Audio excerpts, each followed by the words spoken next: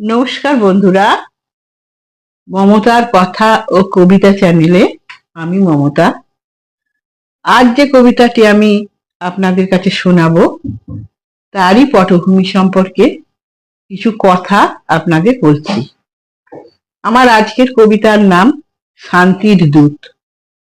আপনারা সকলেই জানেন, অল্প কয়েকদিন আগে ভারত পাকিস্তান যুদ্ধ হলো, ইসরায়েল ইরান যুদ্ধ হলো, থেমেও গেছে।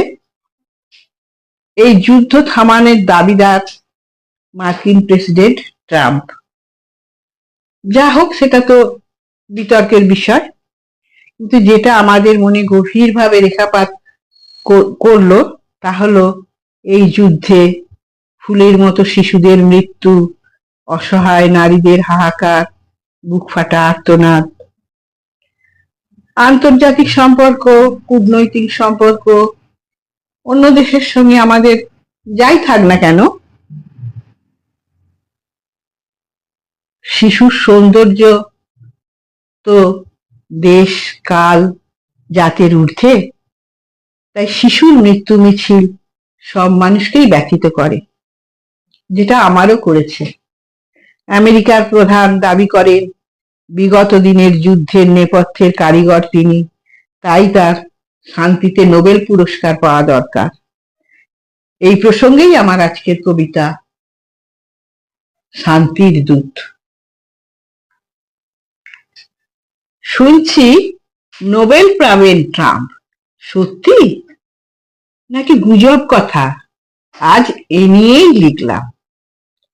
নোবেল সে তো অনেকে পেয়েছে, ওবামা, মাদার, আরো। কিসের জন্য ট্রাম্প দাবিদার? কারণ বুঝি না তারও। শান্তির দূত তিনি নাকি আজ, বিশ্বের তিনি রাজা ও ধীরাজ।